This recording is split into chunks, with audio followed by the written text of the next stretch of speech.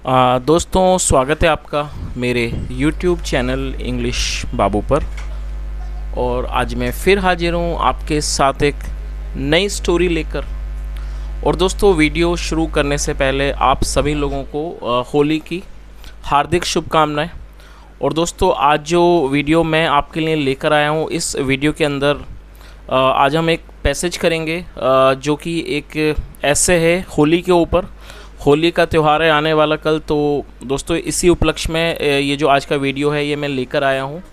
आज हम होली के ऊपर निबंध बनाएंगे इंग्लिश में। और इस वीडियो के माध्यम से आप सीखेंगे कि जब हम कोई भी टॉपिक लिखना चाहते हैं या फिर उस टॉपिक के ऊपर बोलना चाहते हैं तो किस तरह से हम सेंटेंसेस को बनाते हैं, और किस तरह से इंग्लिश का पैसेज या फिर हमें कोई पैराग्राफ या फिर ऐसे लिखना हो तो हम उसको किस तरह से करते हैं। तो दोस्तों, इस वीडियो के माध्यम से आपको बहुत ही आसान और बहुत ही सरल तरीके से सीखने को मिलेगा कि हम किसी भी टॉपिक को कैसे बनाते हैं। और आज का जो टॉपिक या कह सकते हैं जो ऐसे मैं आपके लिए लेकर आया हूँ वो है होली के ऊपर। तो चलिए दोस्तों, आज के इस वीडियो को हम शुरू करते हैं। सबसे पहले आज का जो हमारा ये ऐसे है इसका टाइटल देखते हैं। इसका टाइटल है Holi the festival of colours. Festival का मतलब होता है त्यौहार। Holi the festival of colours मतलब कि होली रंगों का त्यौहार। तो दोस्तों, ये आज की इस पैसेज का टाइटल है, शीर्षक है। और अब मैं इसे पढ़ना शुरू करता हूँ। आप लोगों से रिक्वेस्ट है आप इसे बिल्कुल ध्यान से सुने, क्योंकि दोस्तों आज के इस वीडियो के अंदर आपको बहुत सारे नए इंग्लिश के वर्ड मीनिंग देखने को मिलेंगे, और उसके अलावा जो ग्रामर का स्ट्रक्चर है वो भी आप सीखेंगे। तो चलिए इसको शुरू करते हैं। Holi is one of the important festivals of the Hindus. क्या मतलब हुआ दोस्तों? ये जो वाक्य है ये एक सिंपल प्रेजेंट का वाक्य है। सिंपल प्रेजेंट का मतलब होता है जब हम वर्तमान में कोई ऐसा वाक्य बनाते हैं जहाँ पर इज़ ए मार्क का प्रयोग हेल्पिंग ऑफ के रूप में किया जाता है, साथ में नाउन या फिर एडजेक्टिव को लेकर वाक्य बनाते हैं। तो इस तरह का जो वाक्य है उसे सिंपल प्रेजेंट का वाक्य कहा जाता है। तो क्या अर्थ हुआ? Holi is one of the important festivals of the Hindus मतलब कि होली हिंदुओं का एक मुख्य त्योहारों में से एक है। It is a colourful festival of great joy and enthusiasm. क्या अर्थ हुआ? और दोस्तों, ये भी सिंपल प्रेजेंट का वाक्य है जहाँ पर इज़ का प्रयोग हेल्पिंग वर्ब के रूप में किया गया है। जॉय का मतलब होता है आनंद, और इंथुजियाज्म ये नाउन है जिसका अर्थ होता है उत्साह। तो क्या अर्थ हुआ? It is a colourful festival मतलब ये एक रंगों का त्यौहार है, ऑफ ग्रेट जॉय बहुत आनंद का, एंड इंथुजियाज्म और जोश का, उत्साह का। This festival is celebrated all over the country as a day filled with complete mischief, fun and enjoyment. क्या मतलब हुआ दोस्तों? इस वाक्य में इसके साथ थर्ड फॉर्म का यूज़ किया गया है। सेलिब्रेट मतलब मनाना, और ये थर्ड फॉर्म है। और जब हम किसी ये जो वाक्य है ये प्रेजेंट इंडेफिनिट का पैसिव वॉइस का वाक्य है। जब हम प्रेजेंट इंडेफिनिट में पैसिव के अंदर कोई वाक्य बनाते हैं तो वहाँ पर इज एम आर के साथ वर्ब की थर्ड फॉर्म का प्रयोग किया जाता है। तो इसका क्या अर्थ हुआ? This festival is celebrated all over the country मतलब कि ये त्यौहार पूरे देश में मनाया जाता है। As a day filled with complete mischief मतलब कि जो कि दिन पूरी तरह से भरा होता है। कंप्लीट मतलब पूरी तरह से, शरारतों से, फन मस्ती से, एंड इन्जॉयमेंट और आनंद से भरा होता है।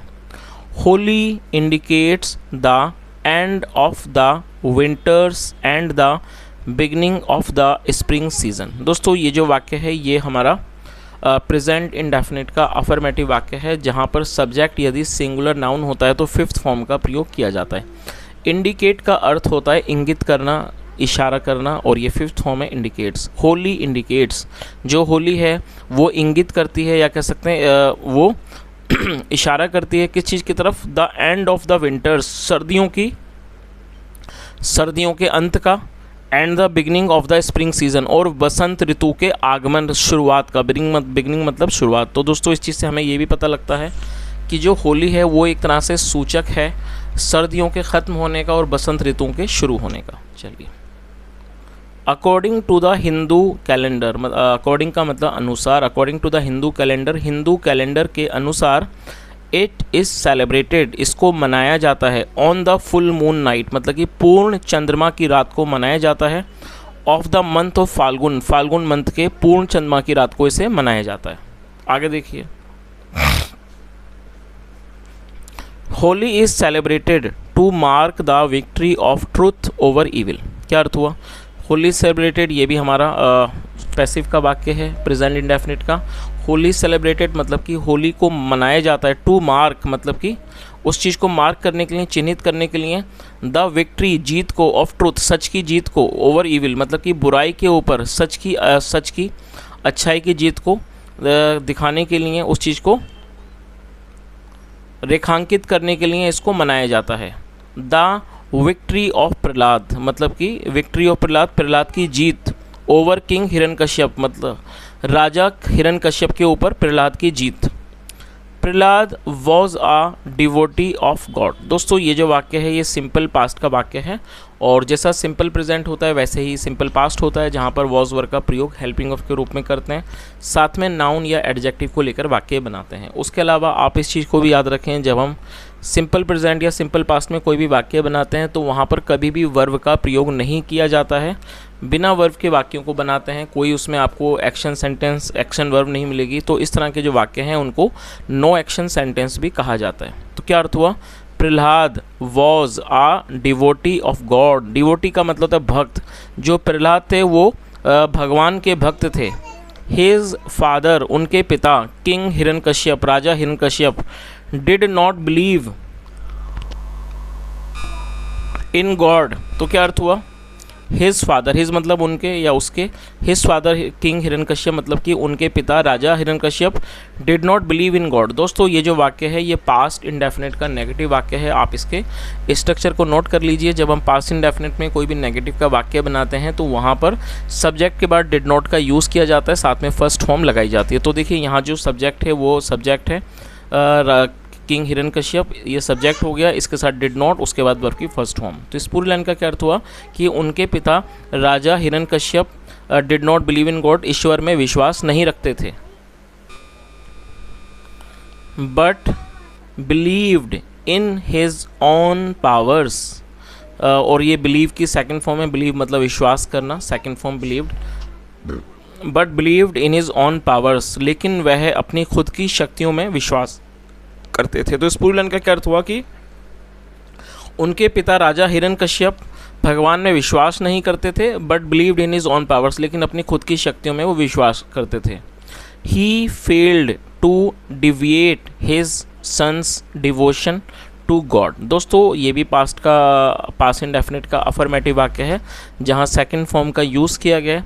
उसके अलावा यहाँ पर एक और वर्ब को जोड़कर वाक्य को बनाया गया है। तो आप इस चीज़ को याद रखें, जब आप किसी भी वाक्य में दो वर्ब का प्रयोग करना चाहते हैं तो पहली वर्ब के बाद आपको टू का यूज़ करना होता है, और टू के बाद आपको हमेशा ही वर्ब की फर्स्ट फॉर्म का प्रयोग करना होता है। और आप इसे नोट कर लीजिए, डिविएट का मतलब होता है किसी को भटकाना, किसी को उसके मार्ग से अलग करना। तो मैं चाहूँगा यदि आपको इसकी मीनिंग नहीं जानते हैं तो आप इसे नोट कर लीजिए। डिविएट का मतलब किसी को भटकाना या मार्ग से हटाना। तो क्या अर्थ हुआ? He failed to deviate his son's devotion. और देखिए यहाँ पर सन के बाद एपिस्ट्रोफी एस है, जिसका अर्थ होता है काकी के। जब हम किसी नाम या व्यक्ति के साथ कुछ जोड़ते हैं तो उसके साथ एपिस्ट्रोफी एस का यूज़ करते हैं। और डिवोशन एक नाउन है जिसका अर्थ होता है भक्ति। तो इस पूरी लाइन का क्या अर्थ हुआ? He failed to deviate his son's devotion to God, मतलब वह अपने बेटे की भगवान के प्रति भक्ति को हटाने में या फिर उनको भटकाने में, उनको उस रास्ते से हटाने में विफल हो गए। एंड डिसाइडेड, उन्होंने फैसला किया, टू किल हिम, और उन्होंने उसे मारने का फैसला किया। बाय बर्निंग हिम, उसको जलाकर, अलाइव जिंदा जलाकर। और दोस्तों आप इस वर्ड को नोट कर लीजिए, ALIVE अलाइव एडजेक्टिव है जिसका मतलब होता है जीवित, और ये एक एडजेक्टिव है। और दोस्तों आपने देखा होगा जब भी मैं आपको कोई वर्ड बताता हूँ तो मैं आपको हमेशा पूरी जानकारी देता हूँ, क्योंकि एक जो वर्ड है वो एडजेक्टिव होता है, नाउन वर्ब वो कुछ भी हो सकता है। तो मैं हमेशा, मेरी कोशिश होती है कि जब भी मैं आपको कोई वर्ड बताऊं तो सिर्फ ना मैं आपको मीनिंग बताऊं, साथ में मैं आपको ये भी बताऊं कि वो किस टाइप का वर्ड है, वो एडजेक्टिव है, नाउन है, वर्ब है। क्योंकि जब आपको पूरी जानकारी होगी शब्द के बारे में तभी आप उसको अच्छे से इस्तेमाल कर सकते हैं। तो इस पूरी लाइन का क्या अर्थ हुआ? कि उन्होंने फैसला किया उसे मारने का, बाय बर्निंग हिम अलाइव, उसको जिंदा जलाकर। Hiranyakashyap's sister Holika had a God gifted boon that she would not be burned in the fire. क्या अर्थ हुआ? हिरण्यकश्यप सिस्टर। अब देखिए यहाँ पर हिरण्यकश्यप के बाद एपिस्ट्रोफी से जिसका अर्थ काकी के मैंने आपको बताया, तो इसका मतलब हो गया हिरण्यकश्यप की बहन जिनका नाम क्या था? Holika, had a God gifted boon. दोस्तों ये जो वाक्य है देखिए इसको समझना होगा, ये हमारा पास्ट का पजेसिव वाक्य है। पास्ट पजेसिव का मतलब होता है जब हम पास्ट में कोई ऐसा वाक्य बनाते हैं जहाँ पर हम ये दिखाते हैं किसी के पास कुछ था, तो इस तरह के वाक्यों को पास्ट पजेसिव का वाक्य कहा जाता है, जहाँ पर हैड का यूज़ किया जाता है हेल्पिंग ऑफ के रूप में। तो आप इस चीज़ को नोट कर लीजिए, जब आप पास्ट में कोई ऐसा वाक्य बनाएंगे जहाँ आप ये दिखाते हैं पास्ट में किसी के पास कुछ था, तो उस तरह के वाक्यों को बनाने के लिए आपको हैड का प्रयोग हेल्पिंग ऑफ के रूप में करना होगा। तो इसका क्या अर्थ हुआ कि जो हिरण्यकश्यप की बहन थी Holika, had a God gifted boon. God gifted का मतलब होता है ईश्वर का दिया हुआ, उनके पास ईश्वर का दिया हुआ एक वरदान था। बून मतलब वरदान। हिरण्यकश्यप की बहन होलिका के पास ईश्वर के द्वारा दिया गया एक वरदान था कि she would not be burned in the fire, कि वह आग में नहीं जलेंगी। She sat with her nephew. दोस्तों निफ्यू का मतलब होता है भांजा या फिर भतीजा, उसे निफ्यू कहा जाता है, आप इसे नोट कर लीजिए।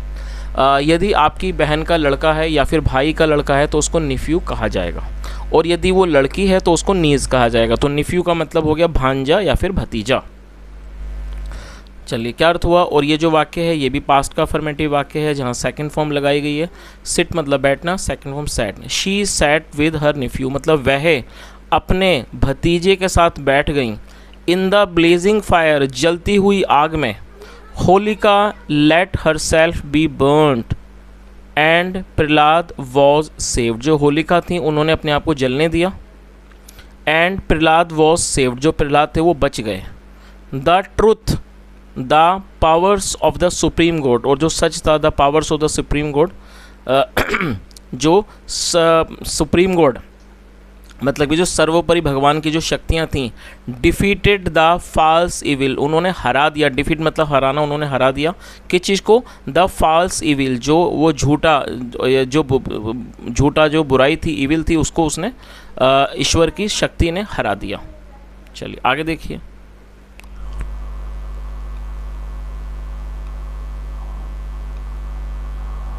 During the day, during the मतलब कि दिन के दौरान, women folk worship a stack of wooden logs called Holi. क्या अर्थ हुआ? ड्यूरिंग द डे मतलब दिन के दौरान वीमेन फोक। और दोस्तों ये WOMAN एक वर्ड होता है जिसको वुमेन पढ़ते हैं।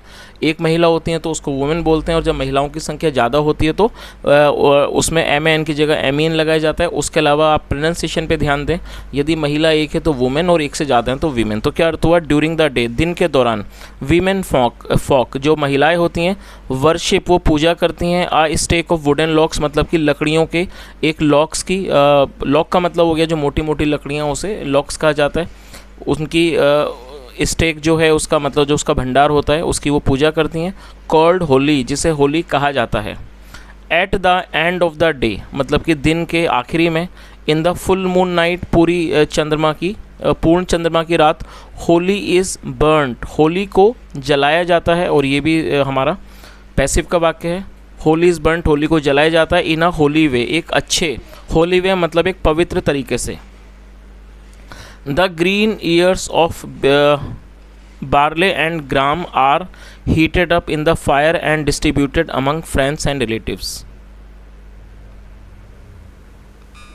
जौ और चने की हरी फसलों को आग में जलाया जाता है, गर्म किया जाता है। एंड डिस्ट्रीब्यूटेड और उनको बांटा जाता है। अमंग फ्रेंड्स दोस्तों में, एंड रिलेटिव्स और रिश्तेदारों में।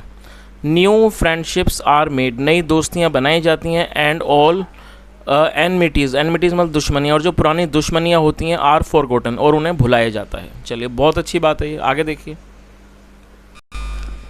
नेक्स्ट डे अगले दिन is the festive day of Holi, वो अगले दिन होली का त्यौहार होता है। All hearts are filled with joy, और सारे जो हृदय हैं, दिल हैं, वो भर जाते हैं आनंद से। Children throw coloured water on each other, जो बच्चे होते हैं वो थ्रो करते हैं, थ्रो मतलब फेंकना, वो फेंकते हैं कलर्ड वाटर पानी वाला मतलब रंग वाले पानी को फेंकते हैं, ऑन ईच अदर एक दूसरे के ऊपर, वाइल द एल्डर पीपल, जबकि जो बड़े लोग होते हैं अप्लाई गुलाल, अप्लाई मतलब लगाना, वो गुलाल लगाते हैं या फिर अबीर लगाते हैं। There are noisy scenes as little groups of children move from one locality to another, और बहुत ज़्यादा नॉइजी सीन होते हैं, मतलब कि शोर शराबे वाले दृश्य होते हैं, क्योंकि जो छोटे छोटे समूह होते हैं बच्चों के वो एक स्थान से दूसरे स्थान पर जाते हैं। होली ग्रीटिंग्स, होली की जो शुभकामनाएं उनको देने के लिए, सिंगिंग सॉन्ग्स गाने गाते हुए, and laughing at their own jokes, और अपने खुद के चुटकुलों पर हंसते हुए। It is almost mid day, और ये लगभग आधा दिन होता है। व्हेन पीपल मूव इंडोर्स, उसके बाद जो लोग हैं वो घरों में चले जाते हैं, टू फ्रेशन देमसेल्व्स, खुद को तरोताज़ा करने के लिए। चलिए आगे देखिए। Though this is a festival of brotherhood and unity, it has some disadvantages too. क्या अर्थ हुआ? दोस्तों दो का मतलब होता है हालांकि, हालांकि this is a festival of brotherhood, brotherhood का मतलब होता है भाईचारा, ये जो है भाईचारे का त्यौहार होता है, त्यौहार है, एंड यूनिटी और एकता का त्यौहार है। इट हैज़ सम डिसएडवांटेजेस, इसकी कुछ कमियां भी हैं। सम इल माइंडेड पीपल, और इल माइंडेड मतलब कि बुरे ख्याल वाले लोग, जो कुछ बुरे विचार वाले लोग, take this day as a chance, वो इसको लेते हैं एक मौके की तरह, टू टेक रिवेंज, बदला लेने के लिए। तो दोस्तों यहाँ से यहाँ तक का पूरा इसकी मीनिंग क्या निकली? हालांकि ये जो त्यौहार है वो भाईचारे का और एकता का त्यौहार है, लेकिन इसके कुछ डिसएडवांटेजेस हैं, मतलब कि इसके कुछ नुकसान भी हैं। सम इल माइंडेड पीपल, इल माइंडेड मतलब कि बुरे विचार वाले जो लोग होते हैं वो इस दिन को लेते हैं एज ए चांस, वो इस दिन को एक मौके की तरह लेते हैं, टू टेक रिवेंज, बदला लेने के लिए। दे यूज़ डर्टी मड वाटर, वे गंदे मड वाटर का प्रयोग करते हैं, मतलब गंदे पानी का। यूज़ ऑफ स्ट्रॉन्ग कलर्स, बहुत ज़्यादा जो स्ट्रॉन्ग कलर्स होते हैं तेज़ उनका। हार्मफुल, जो हार्मफुल होते हैं, टू द स्किन, स्किन के ऊपर, मतलब कि त्वचा के ऊपर जो हार्मफुल होते हैं। चारकोल एंड ग्रीस, और चारकोल और grease often create a serious quarrel, और जो कई बार जो है वो एक बहुत ही ज़्यादा गंभीर झगड़े को पैदा करती है। क्रिएट मतलब पैदा करती है, सीरियस क्वेरल मतलब कि गंभीर झगड़े को। This leads to unnecessary enmity, और ये जो है वो एक अनावश्यक दुश्मनी पैदा करती है, उसकी ओर ले जाती है। And spoils the charm of the festival, और वो इस जो एक चार्म है, जो मतलब जो इस चीज़ का जो एक सुख है इस त्यौहार का, उसको वो ख़राब करती है। चलिए आगे देखिए। पीपल मस्ट अंडरस्टैंड, जो लोग हैं उन्हें अवश्य ही समझना चाहिए कि दिस फेस्टिवल इज़ सेलिब्रेटेड, कि जो त्यौहार है उसे मनाया जाता है, टू ब्रिंग पीपल टुगेदर, लोगों को एक साथ लाने के लिए, टू बी हैप्पी, खुश होने के लिए। They must take care not to indulge in bad practices, और उन्हें अवश्य ही इस चीज़ का ख्याल रखना चाहिए कि वो बुरे चीज़ों में ना, बैड प्रैक्टिसेस मतलब जो गलत चीज़ें हैं उसके अंदर वो ना पड़ें। And make it one of the best festival, और वो इसे एक सबसे अच्छा त्यौहार बनाए।